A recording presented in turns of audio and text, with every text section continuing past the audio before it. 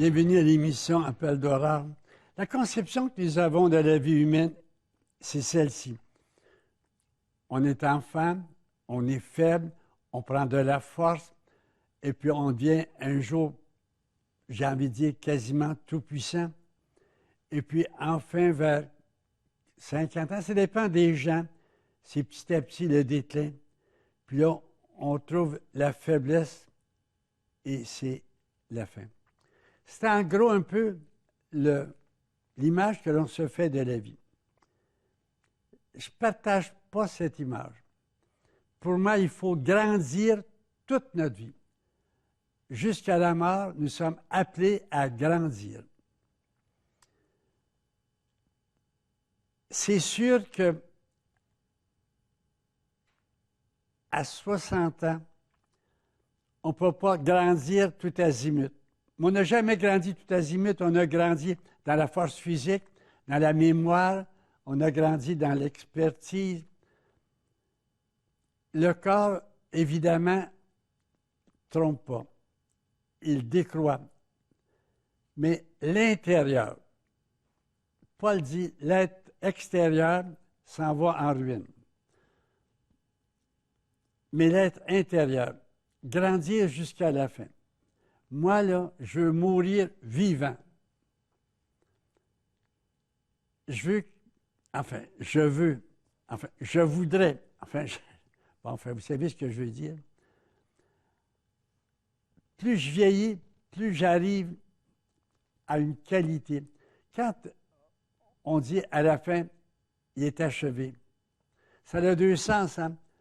Une maison qui est achevée, ça peut dire qu'elle est finie. Quand on dit elle est finie, ça veut dire qu'elle est parfaite, il n'y a plus rien à ajouter, ou ça veut dire qu'il ne reste plus rien. Elle a tout ou elle n'a rien. Quand on dit c'est une vie finie, c'est une voiture finie, ou c'est une voiture qui sort de la production, ça me fait penser. L'enseignante demande à 3 jeunes filles, est-ce qu'il vous manque quelque chose à la maison? Une a dit, une laveuse. On est plusieurs. Ah bon? Puis toi, il vous manque quelque chose? Oui, un ordinateur. On aimerait ça, mais on est trop pauvre. Puis toi, la troisième, il vous manque quelque chose? Non. Il te manque rien? Il manque rien.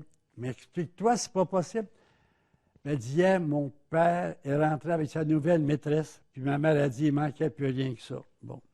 C'est une façon de voir les choses.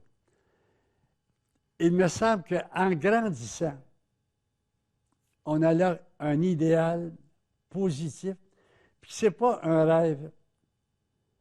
Il est évident que l'on connaît une faiblesse dans la mémoire. Voyons de quoi je parlais, là. Dans la motricité.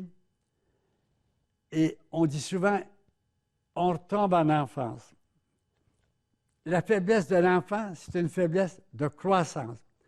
L'enfant apprend à marcher, il est faible, il a du soutien, on lui dit « tu es capable ». C'est une faiblesse de croissance. Moi, j'aimerais connaître une faiblesse de croissance, c'est-à-dire en arriver à grandir dans des qualités particulières. Par exemple,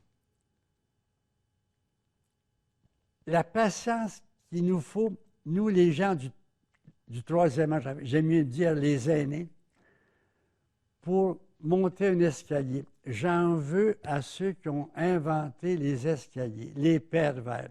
Heureusement qu'il y a eu des génies pour mettre des rampes. Alors, l'effort qu'il me faut pour monter l'escalier, l'effort qu'il faut pour me déplacer, bon, je ne veux pas parler d'un pré-paralytique, là. L'effort que je dois faire pour écrire. Jadis, je pouvais faire un livre pratiquement du même coup. Maintenant, alors la patience que j'ai avec mon corps, le lever, le laver, en prendre soin, à le déplacer, cette patience-là là, dépasse la patience que j'avais à 40 ans. J'ai une force de patience qui ferait frémir le bonhomme que j'avais à 40 ans. Vous voyez, c'est une croissance. Je ne dis pas ça là, pour me mettre en exemple, c'est juste pour donner un exemple. Je vois des gens qui prennent un temps fou pour prendre soin de leur maison, de leur jardin, de prendre soin d'une carte qu'on envoie à un ami. Ils ont une patience que jamais ils ont eue.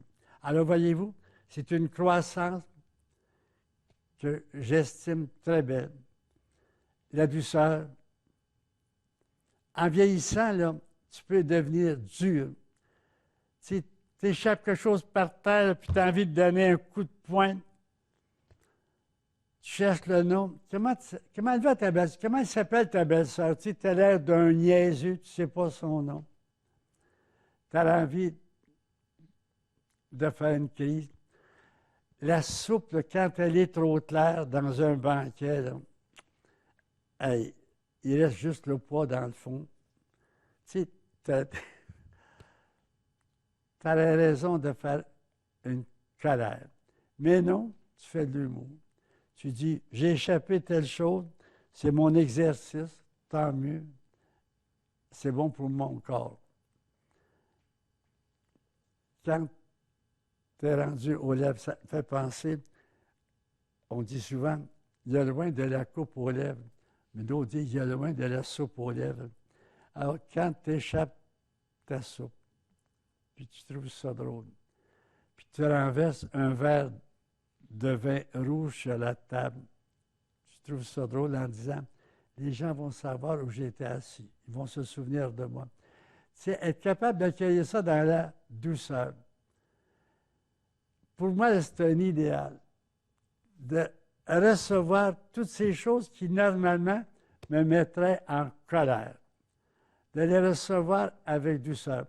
Cette douceur-là qui n'est pas de la doucereuse, là, qui n'est pas du miel, qui n'est pas du bonbon, qui n'est pas du marshmallow. Cette douceur-là, là, je ne l'avais jamais eue à 40 ans. Moi, j'étais fait pour le règne, pour le coup de poing. J'aurais aimé faire de la politique. J'ai failli en faire. On a voulu me présenter en 1973, mais je partais pour le Japon. J'aurais adoré me battre. Moi, là, des gens qui étaient contre moi, là, ça me faisait saliver. Quel orgueil. Quelle féroce douceur. Moi, j'ai aimé la force. Oui. L'amour de la force. Maintenant, c'est la force de l'amour. De cet amour plein de douceur. Voyez, la patience, la douceur, mais des qualités extraordinaires. Il y a tellement. Ça peut m'arriver un jour. Moi, là, je ne voudrais pas revoir cette émission-là quand je vais être très malade. Peut-être que je serai un patient, impatient, pas endurable. J'ai prévenu les gens de ma communauté. Soyez pas étonnés si je veux tous vous mettre à la porte. Si jamais je suis content de rien, je suis exigeant. Ils ont volé mes chaussettes. Le père, vous avez dans les pattes. Ah, ils me les ont remis. Tu sais, quand je vais être sur un fauteuil blanc avec ma petite boule, là, puis que je m'en vais accrocher tout le monde en disant, c'est eux qui se jettent dans mon chemin. Allez pas m'enlever la batterie, il va sauter. Mais tu sais, je me méfie beaucoup.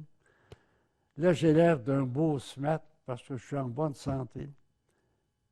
Mais la douceur. Je vois tellement d'aînés qui finissent dans l'aigreur. Ça n'a plus de dents, ça mord tout le temps. C'est toujours de mauvaise humeur. Ça chale, c'est grincheux. C'est une corvée, là, de les aider. Il y en a d'autres, là, c'est un plaisir. Ils ne se lamentent jamais. Ils ne demandent jamais plus que ce qu'on peut leur accorder. Ils n'ont plus de jambes. Puis ils disent, docteur, vos jambes, ça va. Tu sais, décentrer d'eux-mêmes. J'aimerais faire cette fin de vie-là. La patience, la douceur. Ce qu'il y a derrière ça, c'est le courage. Et mon Dieu, est-ce qu'il en faut du courage pour se lever? Moi, là, je pense que je vais finir par être comme un vieux cheval, dormir debout. Tu sais. Hey, le matin, là, à ramasser ce qu'il y a dans les draps puis mettre ça ensemble, là, c'est quelque chose. Il me semble qu'il y a beaucoup de courage à élever des enfants. à construire une maison. Il en faut du courage. Mais il me semble que c'est peu de choses à côté du courage qu'il faut avoir à un certain âge, alors que les énergies ne sont pas au rendez-vous, que tout pourrait nous décourager. Une fois, j'ai voulu faire un gâteau, je prends la recette, prenez un planète, ça m'a découragé. Tu sais, je sens là, qu'un rien me découragerait. Jadis, faire 1000 kilomètres en voiture, c'était rien. Maintenant, c'est quelque chose. Attacher mes sandales, là, je bénis le Seigneur de ne pas être un mille pattes. Tu sais, je sens en moi là, une voix, tu n'as assez faire, pose-toi, sors du lit, mais retourne dans le lit, va sur un fauteuil roulant. Je sens cette voix-là en moi. Je la sens, je l'entends. Mais je me dis, c'est-tu la voix du bon Dieu? Le bon Dieu, psaume 40, a fait des grandes choses dans ta vie, dans votre vie, à chacun de vous, là, puis il va en faire d'autres. Et la grande chose, c'est le courage. Cette voix-là, elle n'est pas de Dieu, elle est du démon. Le démon, il veut me faire baisser les bras. Ça me fait penser, un jour, j'ai présidé des funérailles d'une femme alcoolique. Tout le monde savait qu'elle était alcoolique. Je me suis permis de dire, cette femme-là, là, quel courage. Elle n'a jamais baissé les bras, elle a même vu le coude. C'est beau, hein? Alors, être capable du courage de ne pas entendre cette voix. On a le choix, vous savez. En dedans de nous, il y a toutes sortes de voix. Tu as fait ton temps, tu es has-been, tu es passé date, tu es périmé, ferme la boutique, prends soin de toi, flatte-toi la bédaine. Tu sais, on entend ça, puis on peut écouter ça. Il y en a une autre voix en disant, tu es capable. Le matin, là, de te lever en disant, yes, I can. Oui, tu es capable. Dieu parle, il est pour la vie. Et Dieu, pour la vie, nous dit tout le temps intérieurement, sans prétention, sans vouloir aller au-delà de tes forces, tu es capable, en vivant le moment présent. Deux disciples se demandaient quel était leur plus grand maître. Un dit, moi, mon maître, il peut lire un petit texte écrit fin, de l'autre bord de la rivière sur une carte. Mais il dit, c'est rien. Il dit, mon maître, lui, il fait plus que ça. Quand il dort, il dort. Quand il parle, il parle. Quand il prie, il prie. C'est extraordinaire.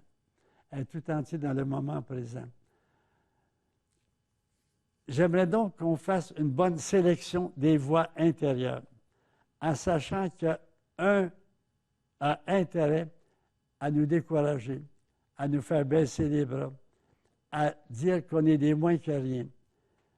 C'est vrai qu'on est des moins que rien, mais il y a une manière d'accueillir ça en disant « ça m'apporte à l'humilité ». Bravo. Voyez, c'est de tirer le meilleur du pire. Et pour moi, je n'ai pas le choix. Il me semble que Dieu, qui est mon Père, serait fier de moi si j'étais capable de relever des défis. Je pense à mon père, entre autres. Il est mort à 102 ans. Un jour, un de mes frères va le voir. Il avait 80 ans, ce frère-là.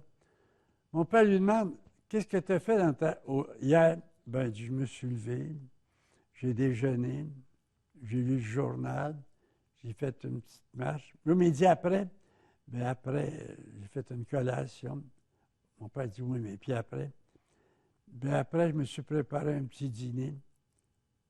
Mais il dit après, ben il dit après, j'ai fait une. Mon frère n'a jamais eu honte comme ça. Tu sais, mon père est mort debout. Mais il a dû se coucher, puis il a mal accepté ça. Bon, il a mal accepté ça dans le sens que il n'était pas fait pour la couchette. J'aimerais donc, en vieillissant, devenir, comme dit le psaume 91, même âgé, il fructifie encore, plein de sève et de verdeur. Sans prétention, humblement, on grandit jusqu'à la fin en patience, en douceur. Un enfant, c'est doux. C'est pas nécessairement patient. Et l'enfant, souvent, fait une belle crise. Grandir en douceur, en patience, en courage, en humilité. Vous ne pensez pas que c'est pas beau? Et il me semble que c'est un renversement, j'ai envie de dire, de tellement de pratiques, de facilité. Je me méfie un peu. J'aime beaucoup ce que disait Reich, tenez-vous au difficile. Bon, ça ne veut pas dire qu'il faut se rendre dans l'impossible, mais être capable d'avoir un peu de colonne, au moins dans l'âme. Mais souvent, on nous dit, bon, tu n'as assez fait, pense à toi, écoute ton corps. Moi, écouter mon corps, ça m'énerve, ça pompe, ça craque, puis j'en passe. C'est d'écouter mon âme en me disant, qu'est-ce que le bon Dieu a comme volonté sur moi? Moi, j'essaie de m'aligner là-dessus. Qu'est-ce que Dieu me demande? Est-ce qu'il me demande de me laisser aller, d'écouter mes caprices? Ça ne veut pas dire que je dois me mettre dans une espèce de culture de l'héroïsme, pas du tout. Mais me demander qu'est-ce que Dieu attend de moi? Qu'est-ce qu'un parent attend de son enfant? Il me semble qu'il attend que son enfant aille au bout de lui-même. Et le bout du bout, il est loin, il est haut, mais aller au bout de soi-même. C'est beau la chanson « Aller au bout de soi-même ». Il me semble que je n'ai pas à me comparer à d'autres. Quand je vais mourir, le bon Dieu va demander « Gérard », il ne dira pas « Es-tu comme Jean de la Croix ?» non. Il va dire « Es-tu comme Gérard? Es-tu allé jusqu'au bout de tes racines? Jusqu'au bout de tes branches, jusqu'au bout de tes possibilités. » C'est pas possible comment nous avons des ressources, j'ai envie de dire, presque inépuisables. Chacun à sa manière. Il y en a qui ont une douceur, là, qui est absolument héroïque. D'autres, une patience. D'autres ont un courage. Et j'aimerais ça, de dire, moi, là, j'aimerais mourir au bout de mes ressources. D'aller jusqu'au bout où Dieu m'appelle. Et il m'appelle loin. Dieu veut que nous fassions des grandes choses. Extérieurement, c'est des petites choses. Tu sais, quand je vois des gens là, qui, juste pour manger leur griot, doivent avoir un courage extraordinaire. Moi, là, je suis ébloui devant ces performances-là. On aurait envie de leur mettre tout dans la bouche, mais ils vont faire un effort, ça prend du temps, mais ils y arrivent. Quelle beauté! Ça me fait presque pleurer. Des handicapés, des gens diminués physiquement, mais qui intérieurement ont une espèce de fierté, d'orgueil. Vous savez, l'orgueil, c'est comme le cholestérol. Il y en a un bon, puis il y en a un pas bon. Il y a un orgueil qui n'est pas bon, mais il y a un orgueil aussi qui est bon. Paul nous dit, s'il faut s'enorgueillir, je vais m'enorgueillir de mes faiblesses. Mais de mes faiblesses accueillies, de mes faiblesses aimées, tirant de mes faiblesses des forces de patience, de douceur. Je ne m'excuse pas de répéter parce qu'à mon âge, si on ne radote pas, on dit qu'il n'y a pas cet âge-là. Force de douceur, de patience, de courage. Il me semble que c'est la volonté de Dieu. Puis, j'ajoute, il me semble que la foi devrait faire la différence. Croire que rien n'est impossible à Dieu. Croire que sa puissance donne toute sa mesure dans la faiblesse. Que j'aime ce passage de Paul aux Corinthiens, le chapitre 12, la 2e lettre. au verset 10. Ouais. Paul avait une faiblesse. Il appelait ça une écharpe dans la chair. Ça l'humiliait. Il a donc voulu s'en débarrasser, cher Paul, orgueilleux, à l'époque. Il a découvert que Dieu donnait toute sa mesure dans la faiblesse. Et juste savoir ça et de pouvoir vivre ça, quelle belle grâce. De dire, ma faiblesse peut m'angoisser en me disant, mais si on me laisse seul, si je pèse sur le bouton de la toilette puis il vient personne, tu sais, c'est facile d'être paranoïaque. En tout cas, moi, là, j'ai une tendance à ça, c'est pas possible. À tel point que spontanément, ce que je pense, lorsque je me raisonne, je dis, c'est exactement ce qui ne va pas arriver. C'est fou, hein? Spontanément, je suis un gars très angoissé. Je regarderais en me disant, si je ne vois pas de danger, c'est que je suis devenu gaga. Mais je me dis, cette voie-là, elle n'est pas du bon Dieu. De me voir décliner. Quand on me demande des conférences, puis des fois les sujets sont assez particuliers, on m'avait demandé une conférence à donner au directeur de Caisse populaire. Vous voyez, des affaires folles comme ça. Être capable de relever des défis, mais c'est donc pas moi. C'est-à-dire, c'est pas une des voix que j'entends. Celle que j'entends, c'est dire, c'est assez, on ferme la boutique, maintenant, on a une bonbonne d'oxygène au cas où. Tu sais, les écas où, là, c'est pas possible comment ils peuvent se multiplier. On n'a qu'à visiter, par exemple, les greniers des gens un peu âgés. Il y a là du stock, mais au cas où. Et quand ils doivent quitter la maison pour aller dans un petit appartement, c'est un déchirement. Puis là, ils découvrent qu'ils ont un peu le sens de l'humour. J'étais-tu niaiseux? Hey, moi, j'en ai connu qui ramassent le cœur de papier hygiénique qui est fini, au cas où. C'est l'angoisse qui est derrière ça. Et quand on est angoissé, on ramasse tout. Et il faut que tout se déroule dans l'ordre. Une personne angoissée ne peut pas souffrir de surprise. Alors, vous comprenez que pour vraiment être dans le trafic, il y en a des surprises. Alors, mon angoisse devient excessive. Mais de dire, est-ce que c'est la volonté de Dieu? Est-ce que c'est la voix de Dieu? Non.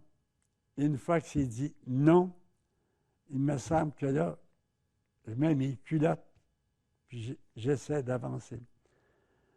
Écoutez, là, vous êtes en train d'entendre un sermon. Mais je vais vous dire ce que dit l'Épître aux Hébreux. Supportez mon sermon. C'est très beau, la finale de l'Épître aux Hébreux.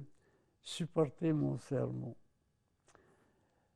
Ou bien non, encore ce que Paul dit dans Corinthiens 11. Ce que je dis là, c'est de la folie, mais supportez ma folie. Il faut bien, elle est incurable. Et que j'aimerais donc vous décourager si vous pensez m'enlever cette folie-là, cette sacrée folie-là. Et mon grand désir, c'est que vous supportiez ce sermon en disant, pourquoi pas moi? Je ne veux pas m'aligner comme exemple, là. Moi, je m'aligne sur la volonté de Dieu. Psaume 40, je me répète, Dieu fait des grandes choses dans ta vie. Il va en faire encore d'autres. Sa force est inépuisable. Et c'est la force de l'amour. Quand on aime, on a des ailes. Tu te rappelles quand tu étais amoureux là, ou amoureuse par-dessus la tête, tu étais increvable. Tu arrivais de la fatigué de la job, là, puis là, ton amour te disait, est-ce qu'on va se promener à Montréal, 50 km à faire? Pas de problème. C'est l'amour donne des ailes. L'amour rend léger. À ce sujet-là, Valérie dit, il y a deux sortes de légèreté. Il y a la légèreté de la plume, la légèreté de l'oiseau. C'est beau. La plume, irresponsable. Je suis dans le vent. Je fais ce qui me fait, mon caprice. La liberté de l'oiseau. La légèreté de l'oiseau. Et que j'aime donc cette image. Et ce qui donne des ailes à ce qui est de pesant, de lourd, c'est l'amour. Dès que tu aimes. Et l'amour, c'est un don de l'esprit. Tu sais, des fois, tu n'as pas le goût d'aimer, tu es déçu, tu es tanné d'aimer, il n'y a plus rien qui t'intéresse. Pourquoi tu ne demandes pas à l'esprit son cadeau majeur, royal, l'amour? Tu sais, quand Paul dit dans 1 Corinthiens 12, là, tout le monde parle-t-il en langue, tout le monde font-ils des miracles? Il dit non, non. Puis là, au chapitre 13, il s'élime à l'amour. Ça ne coûte rien à la paroisse, à la fabrique. Hein? Demandons à l'Esprit qui te donne d'aimer avec passion. C'est un don. Il va te l'accorder. Et cet amour-là te donne des ailes pour partir vers des nouveaux horizons. Et que j'aimerais donc, sur cette perspective, vous bénir. Au nom du Père et du Fils et du Saint-Esprit. Et là, vous avez amené tous vos problèmes de la tête au cœur. Vous avez dit, je comprends rien, mais j'aime. Et ça vous donne des ailes. Heureux horizons pour voir les oiseaux la semaine prochaine.